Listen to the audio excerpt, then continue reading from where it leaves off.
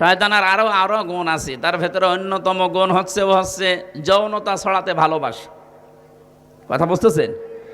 ও জান্নাত থেকে আদম আর হাওয়াকে বের করে দেবে এই প্ল্যান ওর ছিল না। ওর প্রথম প্ল্যান ছিল কি করে এদেরকে উলঙ্গ করা যায়। আসসালামু আলাইকুম প্রিয় দিনদার ভাই বোনেরা, কেমন আছেন? আশা করছি সকলে অনেক ভালো আছেন। তো ভিডিওর শুরুতে একটি ক্লিপ দেখে টাইটেল এবং থাম্বনেল দেখে অবশ্যই বুঝে গেছেন যে আজকের ভিডিওটি কেমন হতে চলেছে। যে আজকের ভিডিওটি অনেক অনেক ইন্টারেস্টিং একটি ভিডিও।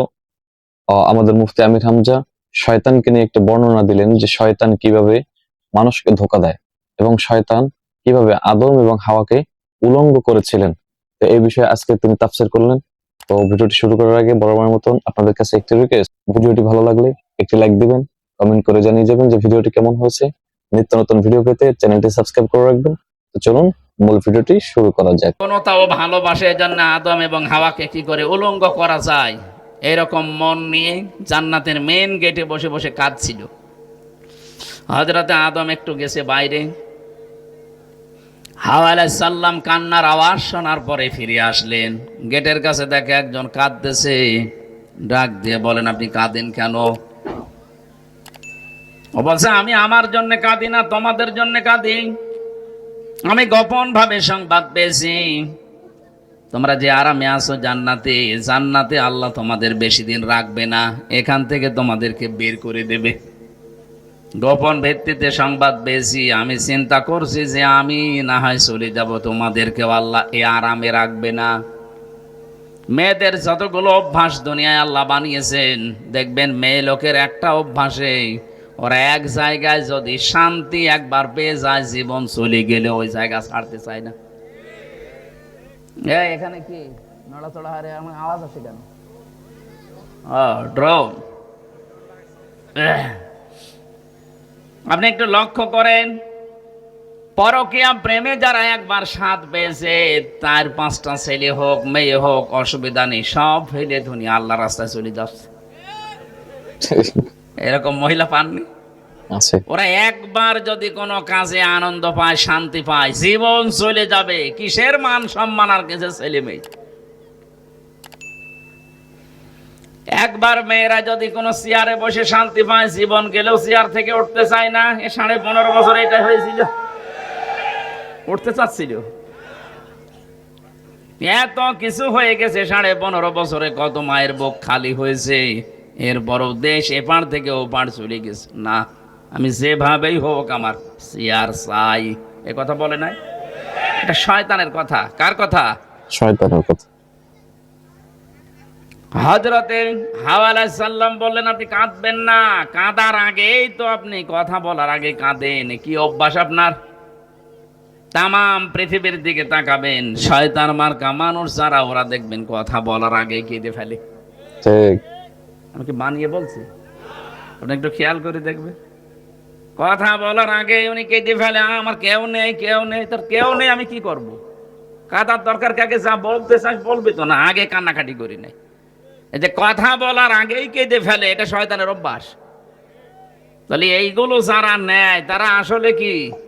শয়তান। বলেন বলেন। ভেতরে ঢোকার পরে যখন বলেছে যে ওই গাছের কাছে যাওয়া নিষেধ, এখানে গোপন একটা বিষয় আছে, যদি গাছের ফল খেতে পারো জীবনের মতো চিরস্থায়ী হয়ে যাবা। এই কথা যখন বিশ্বাস করছিল না, তখনও কসম দিয়েছে আল্লাহর নামে। অকসামাহুমা ইন্নী লাকুমা লামিনান নাসিহিন। আমার কথা বিশ্বাস হচ্ছে না, আমি কিন্তু আল্লাহর নামে কসম দিয়ে বলছি, আমি তোমাদের হিতাকাঙ্ক্ষী।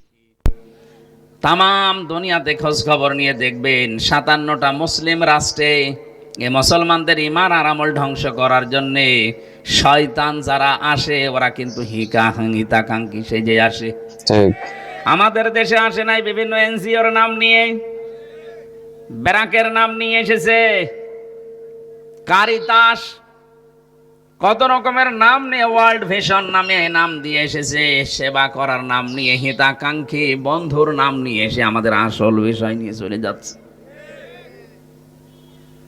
শয়তানের যতগুলো অভ্যাস বলছি একটা একটা করে আমি দেখছি, এ দেশের বহু মানুষের চরিত্রের সাথে মিল আছে। কথা বলেন না কেন? ঠিক। হযরতে হাওয়া শেষ পর্যন্ত স্বামীকে ম্যানেজ করে যখন এই ফল খেলেন, প্রথম নাম্বারে তার পোশাক আশাক খুলে পড়ে গেল। শয়তান দূর থেকে লজ্জা স্থান দেখে খিলখিল করে হাঁটছিল। আমার প্রথম বিষয় এটা, শয়তান যৌনতা ছড়াতে ভালোবাসে। আজও যারা নিজের লজ্জা স্থান উলট পালট করে মানুষকে দেখাতে ভালোবাসে, বুঝবেন ওরে শয়তান দখল করে ফেলেছে।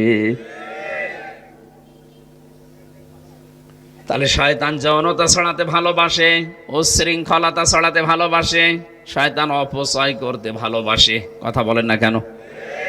এই সমস্ত চরিত্রের মানুষগুলো সংসদে বসে বসে পড়তো আউযু বিল্লাহি মিনাশ শয়তানির রাজিম। কিসের শয়তান তারা? আপনি তো নিজেই শয়তান, আপনাকেই তো তাড়ানো দরকার ছিল। এই জন্য কোরআনে কারিম যারা আমরা শুনতে এসেছি, আমাদের উচিত হবে চুপ করে থাকা আর শোনা। শয়তান অন্তত আশপাশে যেন না থাকে। এই জন্য শয়তান তাড়ানোর দোয়াটাও আমরা পড়ে নিলাম। কি আমরা যারা সত্যি এখানে এসেছি কোরআনে কারিম শোনার জন্য, আজ আমরা সৌভাগ্যবান। কারণ সবাইকে আল্লাহ কোরআনের জ্ঞান দেয় না। মাইয়ুরিদিল্লাহু খায়রা ইউফাক্কিহু ফিদ্দীন। আল্লাহ যার কল্যাণ কামনা করে তাদেরকে আল্লাহ কোরআনে কারিমের হাদিসের জ্ঞান দান করেন। তো আল্লাহ তাআলা আমাদের সকলকে কথাগুলো বোঝার এবং আমল করার মতো তৌফিক দান করুক। তো ভিডিওটি ভালো লাগলে একটি লাইক দিবেন, কমেন্ট করে জানিয়ে দিবেন ভিডিওটি কেমন হয়েছে। নিত্য নতুন ভিডিও পেতে চ্যানেলটি সাবস্ক্রাইব করে রাখবেন। তো দেখা হচ্ছে নতুন আরো একটা ভিডিওতে। ততক্ষণ সবাই ভালো থাকুন, সুস্থ থাকুন। আল্লাহ হাফেজ।